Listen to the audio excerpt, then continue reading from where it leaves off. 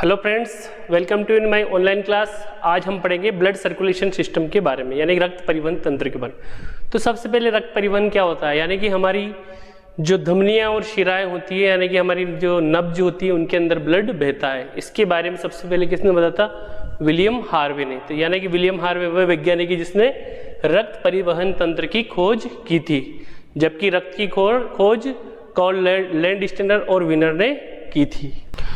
धमनियां, तो देखिए धमनियां क्या कार्य करती है। तो वे नलिकाएं जो शुद्ध रक्त यानी कि ऑक्सीजन युक्त रक्त को हृदय से शरीर के विभिन्न अंगों तक पहुंचाने का कार्य करती है, वो धमनियां होती है। इसमें हमेशा शुद्ध रक्त बहता है। तो धमनियों में कौन सा रक्त बहता है? शुद्ध रक्त बहता है। लेकिन फुफ्फुस धमनी के अंदर कैसा रक्त बहता है? अशुद्ध रक्त बहता है। जैसा अभी अपनों बताया, ये जो फुफ्फुस धमनी थी, ये वाली जो फुफ्फुस धमनी है, इसके अंदर कौन सा रक्त बह रहा है? कार्बन डाइऑक्साइड युक्त, यानी इसमें अशुद्ध रक्त बहता है। अब शिरा की बात करते हैं। तो वे नलिकाएं या वे नलियां जो क्या करती है, रक्त को शरीर के विभिन्न अंग से हृदय की ओर लाती है, वो क्या कहलाती है? शिराएं कहलाती है। इसमें इनमें कौन सा रक्त बहता है? इनमें जो शिराओं के अंदर अशुद्ध रक्त बहता है। लेकिन जो फुफ्फुस शिरा है उसमें शुद्ध रक्त बहता है, क्योंकि फुफ्फुस शिरा क्या करती है?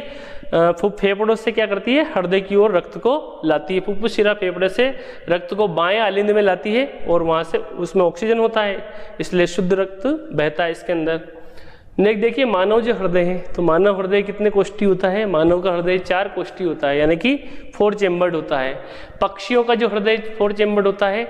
मछली के हृदय 2 कोष्ठी होता है, यानी कि इसमें इस तरह का होता है, एक इस तरफ का तो ऊपर वाला तो आलिंद और नीचे वाला वेंट्रिकल यानी कि निलय, यानी कि एक आलिंद और एक निलय। अब देखिए सरीसृप यानी कि जो रेंग के चलते हैं, छिपकलियां हैं, सांप है, तो उनका हृदय कितने कोष्ठी होता है? 3 कोष्ठी होता है। जबकि उभयचर यानी कि जो एम्फीबियंस होते हैं, जैसे मेंढक हैं जो जल में भी रह सकते हैं, थल में भी रह सकते हैं, एम्फीबिया वर्ग के, उनके अंदर भी 3 कोष्ठी हृदय होता है। लेकिन सरीसृप के अंदर जो मगरमच्छ होता है, उस मगरमच्छ का जो हृदय है 4 कोष्ठी होता है, ये ध्यान रखना। कॉकरोच का जो हृदय है वो 13 कोष्ठी होता है, यानी कि 13 चेम्बर्ड होते हैं कॉकरोच के हृदय में। अगला देखिए धमनी और शिराओं में क्या प्रमुख अंतर है। तो सबसे पहले ये शुद्ध रक्त को हृदय से शरीर के विभिन्न अंगों तक पहुंचाने का काम करती है, यानी कि धमनियां क्या करती है? हृदय से रक्त को विभिन्न अंगों तक ले जाती है।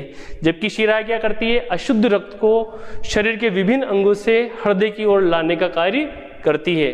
फुफ्फुस धमनी जो होती है उसमें क्या होता है? अशुद्ध रक्त बहता है, यानी कि सभी धमनियों में तो शुद्ध रक्त बहता है, लेकिन फुफ्फुस धमनी के अंदर अशुद्ध रक्त बहता है। जबकि शिराओं में अशुद्ध रक्त बहता है, लेकिन फुफ्फुस शिरा में शुद्ध रक्त बहता है। इनकी दीवारें मोटी होती है क्योंकि इन पर दाब अधिक होता है, क्योंकि इनकी दीवारें ये क्या करती है? जो हृदय का पंप, हृदय का प्रेशर इनके ऊपर लगता है, क्योंकि विभिन्न अंगों तक पहुंचाती है, दूर दूर तक हृदय से रक्त को पहुंचाती है। इसलिए इनका जो दीवारें बहुत ही मोटी होती है ताकि किनकी तुलना में? शिराओं की तुलना में, ताकि ये फटे नहीं। अब देखिए इनकी जो दीवारें, किनकी? शिराओं की दीवारें कैसी होती है? उनकी दीवारें यानी कि धमनियों की दीवारों की तुलना में पतली होती है, और इसमें कपाट नहीं होते हैं। किसमें?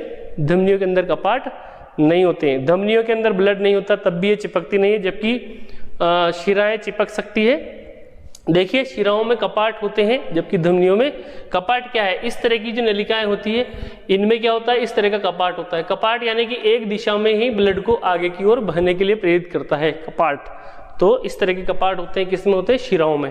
यानी कि शिराएं विभिन्न अंग से रक्त को हृदय की ओर लाने के लिए प्रेरित करती है, यानी कि जो अशुद्ध रक्त है वो केवल किधर आएगा? हृदय की ओर आएगा, वापस पुनः ऑर्गन्स की ओर नहीं जाएगा। इसके लिए देखिए हमारे हृदय का भार लगभग 350 ग्राम होता है। 300 ग्राम एक ही बात है, वयस्क मानव की बात है ये। सबसे बड़ा जो हृदय व्हेल मछली जो होती है, ब्लू है, उसका 400 kg का होता है, जो कि एक प्रकार की स्तनधारी है। सबसे छोटा जो हृदय है एस्ट्रोस्केन श्रू का होता है, लगभग 1.5 ग्राम का होता है। मानव हृदय की स्पंदन दर यानी कि हृदय हार्ट बीट कितनी होती है? 72 प्रति मिनट। 1 मिनट में हमारा हृदय कितनी बार धड़कता है? 72 बार। और जबकि भ्रूणावस्था में कितनी बार धड़कता है? 150 बार, यानी कि 150 बार पर मिनट। अब देखिए हर्मिंग जो बर्ड होता है, सबसे छोटा पक्षी, उसका जो हृदय 1 मिनट में 1200 बार धड़कता है। पेस मेकर क्या है? तो पेस मेकर हृदय के अंदर शिफ्ट किया जाता है, एक प्रकार का डिवाइस है। जब कभी हार्ट बीट अनकंट्रोल हो जाती है तो इस यंत्र का इस्तेमाल हृदय गति यानी कि हार्ट बीट को कंट्रोल करने में किया जाता है। केशिकाएं क्या है? तो जो जहां आर्टरी और वेन दोनों आपस में मिलती है तो वो दोनों को ज्वाइंट करती है कौन? कैपिलरीज, ये केशिकाएं। तो देखिए धमनी व शिराओं को जोड़ने का काम करती है। केशिकाएं इनको क्या कहते हैं? क्योंकि केश के समान बाल की जैसी होती है, बारीक होती है नलिकाएं। रक्त का रंग लाल क्यों होता है? हीमोग्लोबिन की उपस्थिति के कारण। रक्त के अंदर हीमोग्लोबिन प्रोटीन पाया जाता है जिसके कारण रक्त वर्णक पाया जाता है, जिसकी वजह से रक्त का रंग लाल होता है। हृदय का मुख्य कार्य, एक बार और हृदय का मुख्य कार्य पे देखिए, यह शरीर के विभिन्न अंगों तक रक्त को पंप करने का कार्य करता है, यानी कि प्रेशर लगाता है। यह आजीवन कार्य करता है, यानी कि हृदय एक ऐसा अंग है जो जीवन भर लयबद्ध संकुचन प्रकुंचन का कार्य करता है। रक्त परिवहन करना इसका मुख्य कार्य। शुद्ध रक्त को शरीर के अंगों तक पहुंचाना और अशुद्ध रक्त को वापस संग्रह करके फेफड़ों तक शुद्धिकरण के लिए फेफड़ों तक पहुंचाने का कार्य हृदय का है।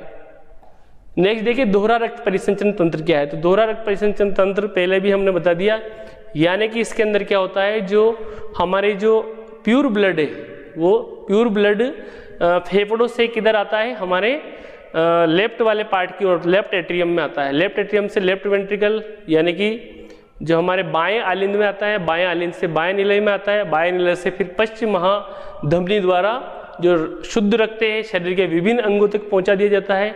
विभिन्न अंग उसमें से ऑक्सीजन को कलेक्ट कर लेते हैं और वापस कार्बन डाइऑक्साइड छोड़ देते हैं श्वसन क्रिया में, कोशिकीय श्वसन में। उस कार्बन डाइऑक्साइड युक्त ब्लड को जो हमारी पश्चिम महाशिरा है वेना केवा, वो उसको कलेक्ट करके वापस से उसको क्या कर देती है?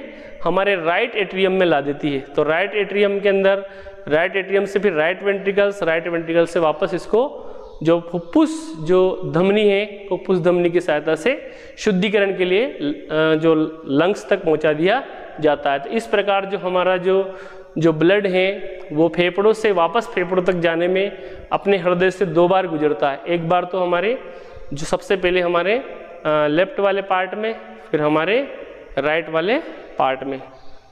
तो इस प्रकार जो हमारा जो हृदय है इस प्रकार हमारा जो रक्त है हृदय से 2 बार गुजरता है, इसलिए इसको हम डबल ब्लड सर्कुलेशन सिस्टम। मानव हृदय में फेफड़ों से शुद्ध रक्त बाएं आलिंद में आता है, यानी कि इस तरफ वाले पार्ट में, फिर बाएं निलय में आता है। इसके बाद पश्चिम महाधमनी की सहायता से शरीर के विभिन्न अंगों तक पहुंचा दिया जाता है। वापस क्या होता है? वहां से पुनः अशुद्ध रक्त को पश्चिम महाशिरा जो होती है वहां जाके यह खुलती है, संग्रह कर लिया जाता है। वो कलेक्ट करके वापस क्या करती है? हृदय के दाएं वाले आलिंद में मिला देती है। दाएं वाले आलिंद से फिर से दाएं निलय में जाएगा। फिर इसे शुद्ध करने के लिए फुफ्फुस धमनी की सहायता से शुद्धिकरण के लिए फेफड़ों तक भेज दिया जाता है। इस प्रकार जो रक्त हृदय से 2 बार गुजरता है, एक बार तो बाईं ओर और एक बार दाईं ओर, इसे दोहरा रक्त परिसंचरण तंत्र कहते हैं।